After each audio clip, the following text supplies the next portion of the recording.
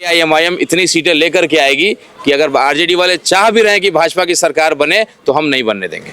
ऐसी परिस्थिति आएगी अगर वो मुसलमान के बेटा को मुख्यमंत्री बनाने के लिए तैयार हैं, वो दलित के बेटा को उप मुख्यमंत्री बनाने के लिए तैयार है तो हम सपोर्ट कर देंगे। क्यों नहीं? कुमार को सपोर्ट करेंगे अगर वो मुख्यमंत्री जो है मुसलमान के बेटा को, दलित के बेटा को बनाए। चूंकि इससे पहले लंबे समय तक आप देखें ओबीसी के लोग मुख्यमंत्री बने हैं। देखिए, जब कोई समाज का मुख्यमंत्री बनता है, बड़ा पदाधिकारी बनता है तो समाज का विकास होता है। आज मुसलमानों की गलियों की स्थिति क्यों खराब है? क्योंकि बड़ा पद कोई नहीं मिला। पहले के जमाने में कुछ मंत्री हुए बड़े पैमाने के। अभी आप देखिए आरजेडी की भी जो सरकार बनी कुछ महीनों की, 2 मंत्रालय इस इलाके से मिला। एक इजराइल मंसूरी साहब को, उनको आईटी मिनिस्टर दिया गया जिसका बजट 0 है। यहाँ शमीम साहब, डॉक्टर शमीम साहब को मंत्रालय मिला तो लॉ विभाग जिसका बजट 0 है। अरे क्या मुसलमान का बेटा पथ निर्माण मंत्री नहीं बन सकता है? हेल्थ मिनिस्टर नहीं बन सकता है? नगर विकास नहीं बन सकता है क्या? दोस्तों, इस वक्त तो हम मौजूद हैं ढाका विधानसभा में और यहाँ पे आप देख सकते हैं कि एमआईएम का कैंडिडेट राणा रणजीत सिंह लोगों से मिल रहे हैं और इनसे जुड़ेंगे जानने की कोशिश करें। जिस तरीके से आपने देखा था कि कल जो है इंडिया के प्रेस कॉन्फ्रेंस में ये तय हुआ कि तेजस्वी यादव जो है मुख्यमंत्री बनेंगे, वहीं पर मुकेश सहनी के बारे में कहा गया कि वो उप मुख्यमंत्री बनेंगे।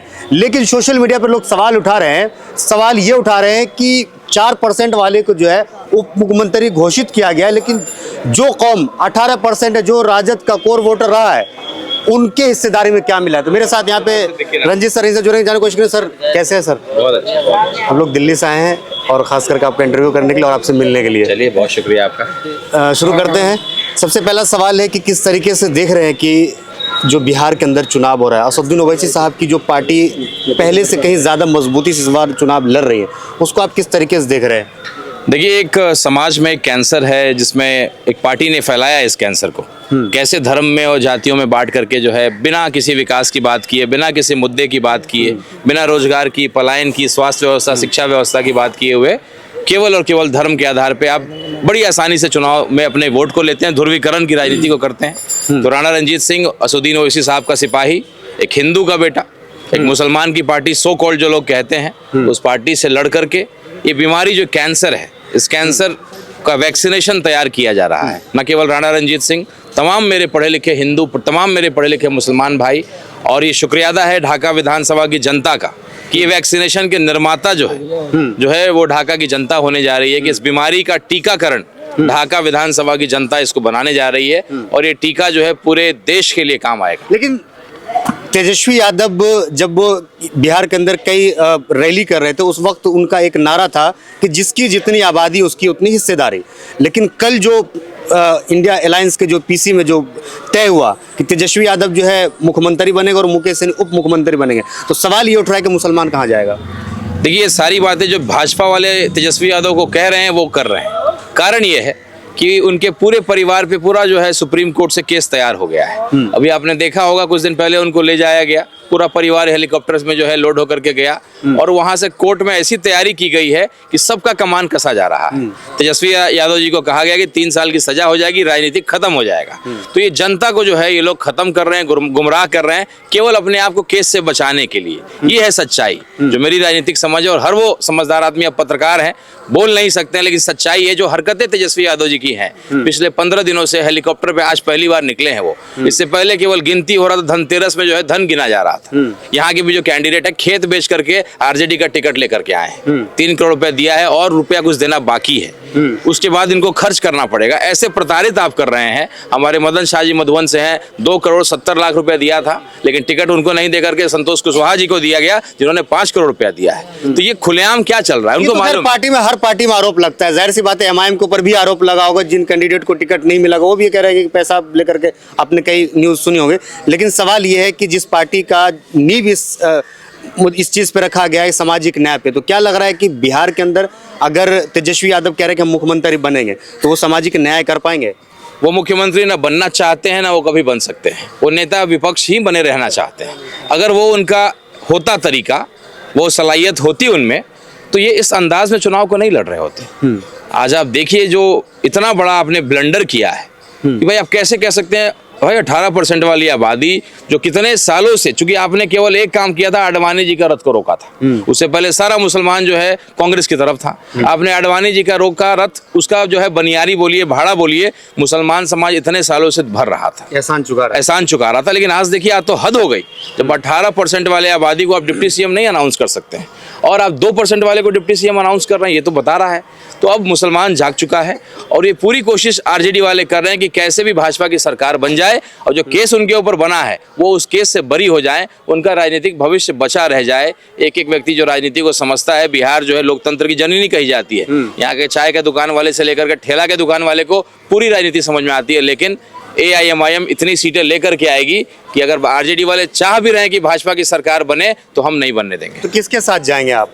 बेशक हम भाजपा के साथ तो कभी नहीं जाएंगे, ये तो लिखा हुआ है। ये बिल्कुल जानता है कि हम AIMIM किसी भी सूरत में भाजपा या NDA को समर्थन नहीं देगी।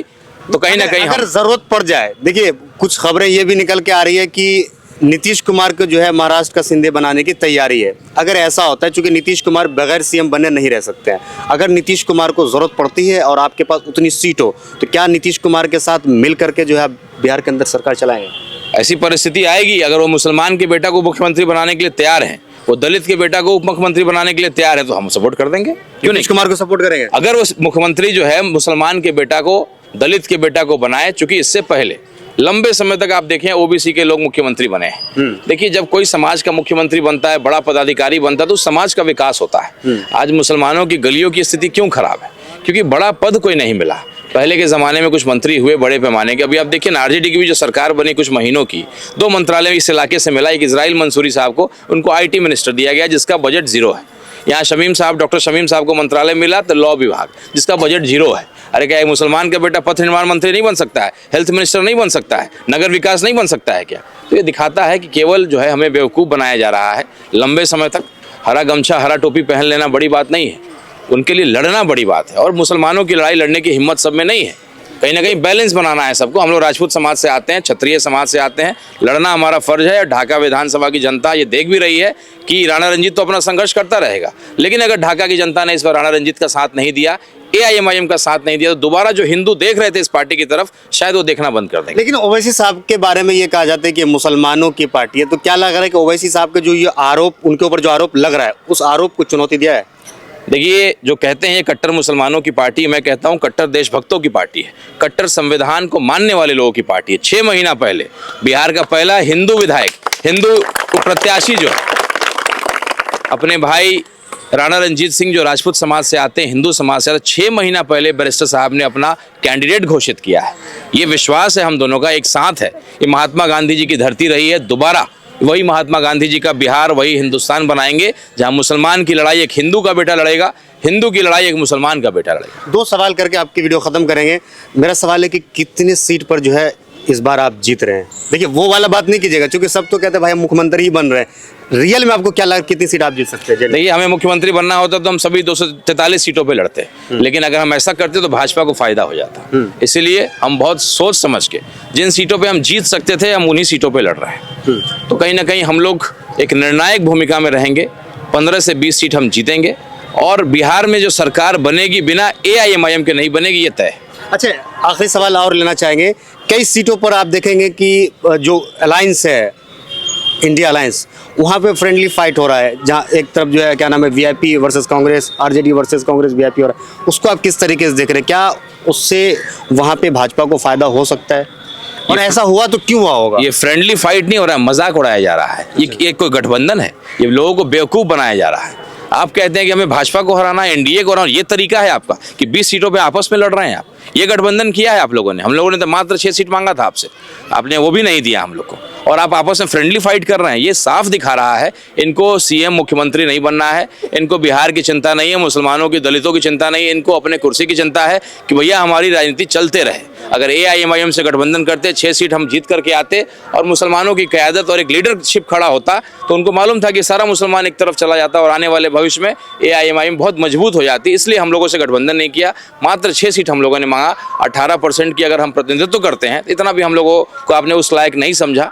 तो ये फ्रेंडली मैच नहीं है, लोगों को बेवकूफ़ बनाने का तरीका है। पैसा असूला गया है एक एक टिकट पे और केवल एक ही मकसद है कि नेता प्रतिपक्ष बने रहो और जेल जाने से बचे रहो। अरे भाई, कौन सी बड़ी बात है जेल जाना? किसने संघर्ष नहीं किया? कौन ऐसा नेता है जो जेल नहीं गया? तेजस्वी यादव जेल जाते और बड़े नेता बनकर के आते, बीजेपी को जो है करारा जवाब मिलता।